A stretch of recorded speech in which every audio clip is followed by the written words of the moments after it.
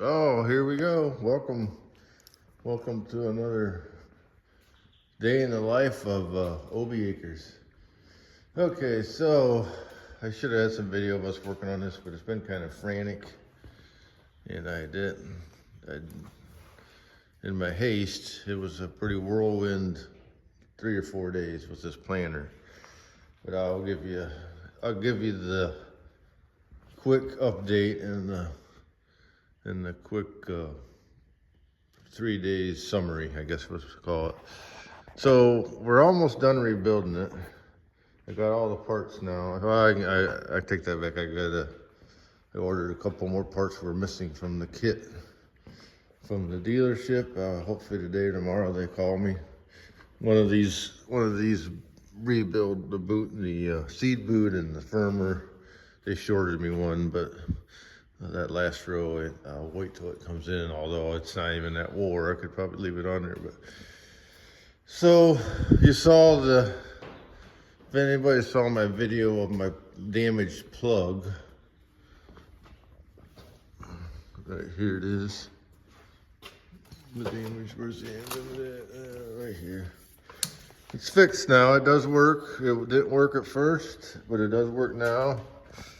And this is going to be a little bit of how-to video on what to do when it don't work.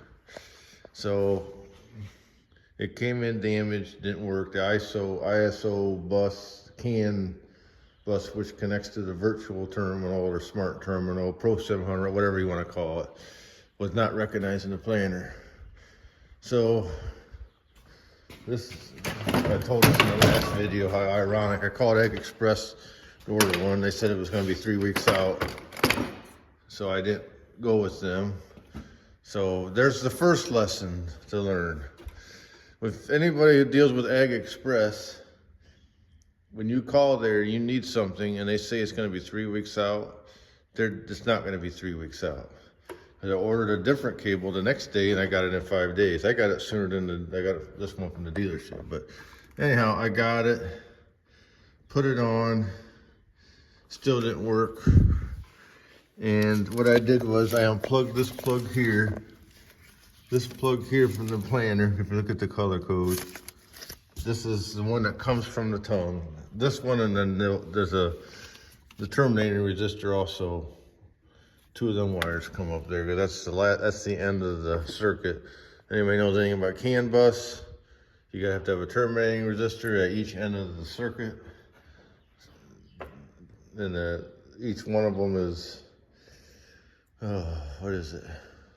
120 ohms, I forget. You watch, there's lots of videos explaining all that. I used to do this for a living in the industrial side, and we had the CAN bus, the ISO bus, or whatever we called it, device net at the industrial end. We had it way before the agriculture industry started using it. They started using it in, I don't know, 2008 or 9 or 10, or this is a 2009, and I think they started making these in 07.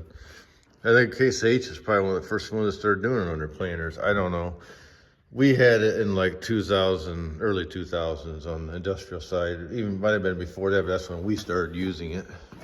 The one plant in the factory I worked at, we put a whole new line in, and it was all device net, which had all the same thing. You had the 2 wires, and you have to have terminating resistors on everything to communicate. So I'm somewhat familiar with it. I'm not saying I'm an expert, but I'm not stupid about it. So I wrung out the wires, I unplugged that, and had a long wire. It's laying right there, that green wire. I strung it all the way to the tongue, and I had my multimeter, and I tested each wire to make sure the color code corresponded to the correct pin.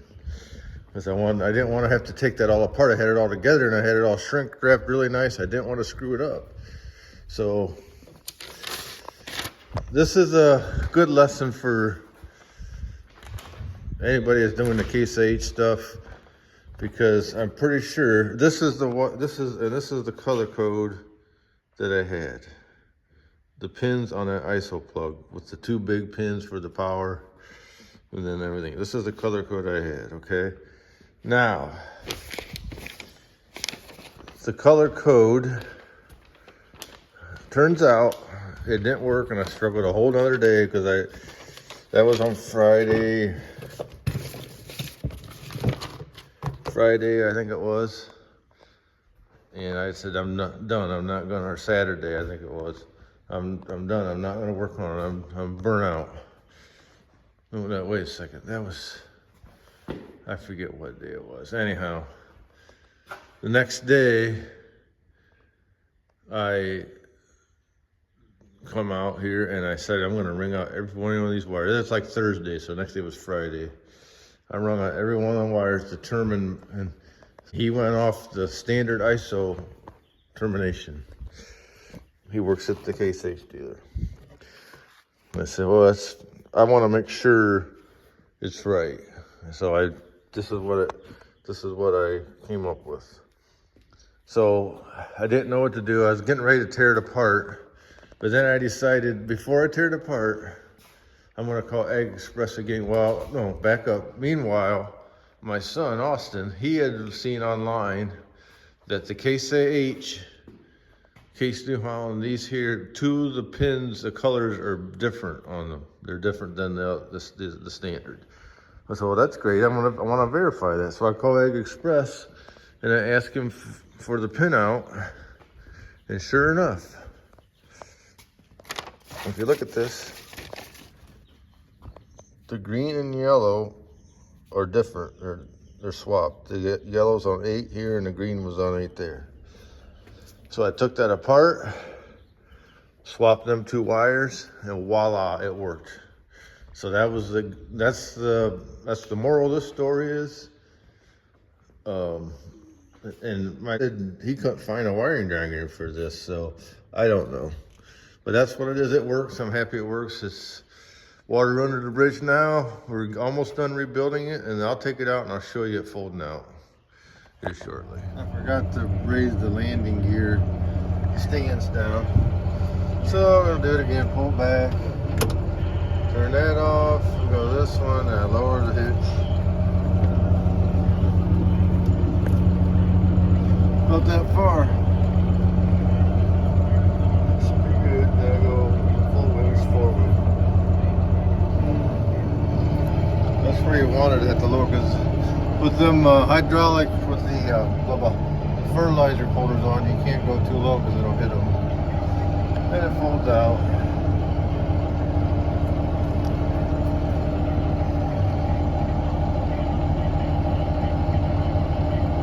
The GPS thing, I gotta learn that. I don't have auto steer, so I guess I don't think I can use it as like a light bar, which maybe you can. I gotta figure that out though. If it does, I don't know how to do it.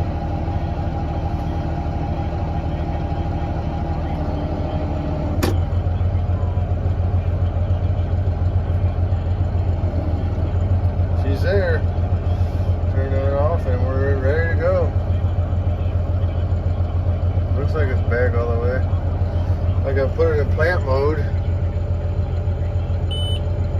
I can turn that on and turn the markers on. Okay. Yeah, well, it was out of seat, I know. So marker control, if I turn this one on, when I lower it, it should drop.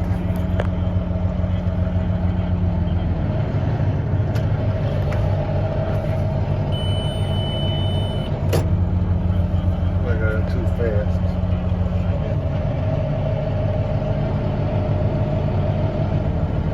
There she goes. It didn't drop all the way. Don't know how to get it to drop. Guess you gotta start moving maybe. We will learn to figure that out, but there it is. That's all sure is to it. Thanks for watching.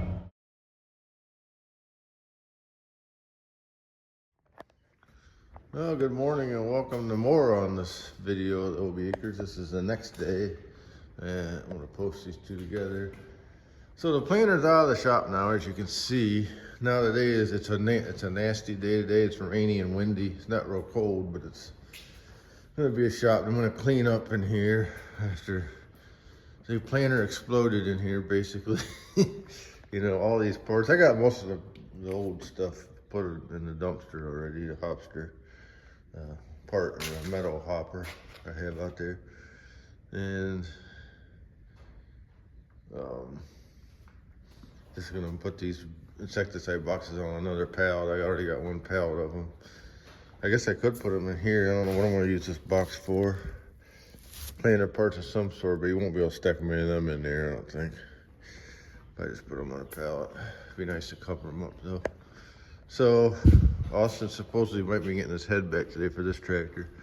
I just wanted to add on, I noticed this morning, sorry I can't recall your name. A farmer commented how not to grease them pins, and I agree with him. We did put a little bit of grease on them, but I kind of knew that. I heard somebody else say they don't grease them anymore because they just collect dirt, and my John Deere and Kinsey all have grease zerks, but they seem to wear pretty good, so we put some of that grease on them, but maybe it was a mistake. We can always wipe them off, I guess. I think it'll outlast us. I don't think we'll ever have to mess with that again. As long as we have that planted. We don't farm that much, so. But we did put 4 fertilizer attachments on last night. I'm gonna order some more of these. They're like an L bolt, really. They're just like a 90-degree bolt. We put 4 of them on last night, as you can see. And they going on. They're heavy. They're not the easiest thing to put on, but I'm gonna order some more of them bolts today because some of them are kind of rusty, and really nice to have some extra ones around that way. But I do have this hydraulic hose I got to replace yet. We figured out which ones they are. There's a couple of them, and I think I can actually do it with it folded up. It'd be easier if it was unfolded, but I think I can get it out. I might mess with that. And I fixed this hose. I'm trying to get it attached so it doesn't droop down with the tractor hits, because the tractor does leak down after over a day. It'll leak. That's why I put the stands down, so it can't leak down all the way. But it works like a champ now. I just briefly turned the vacuum on the other day, but that hose is the suction hose on the vacuum. That's what's leaking. So I'd like to replace that first. But I got all the insecticide boxes off, and it makes it much narrower, another foot narrower. It is exactly the same width as the tractor now, folded up, which is nice. I wish all my equipment was like that. My Kinsey's like that. It's actually narrower. And then the grain head and the headers are nice for pulling down the road. And that stupid John Deere soil finisher, I like it. It's just way too wide. It's really dangerous too with the shovel sticking out like that. So anyhow, we would like to add another tank back here and put an electric pump on to run some starter pop-up out of that's what he was using, but we're gonna take that hose out and stick it in the fertilizer cooler. And I'd like to use these, end up using this top one for the pop-up. Just don't know if we're gonna get to it this year or not. We'll see. If I get bored and we have time, I'll do that. That would be kind of nice, kind of neat. Everybody thinks you gotta have all that. I don't think we do, but if it's there, I might as well use it. And I want to stiffen up this bracket because it moves around too much. And I'm not too sure yet how I'm gonna do it. I could just bolt the monitor to here, but I don't like that idea. I guess if I don't ever open the door, it'd be all right. But there's when I bolt a bracket, I've seen other people do it. They bolt a bracket to here and come up. Let's try to stiffen it. So I'm gonna work on that today after I clean the shop out.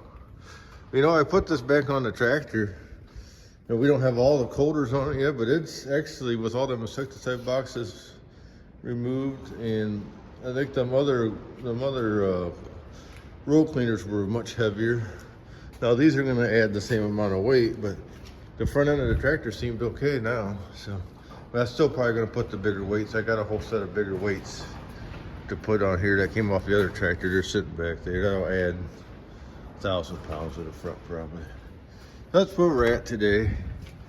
It's pretty much, planter's getting real close to being ready to go. So, I have to start servicing equipment for spring now. So. All right, we'll catch you here later.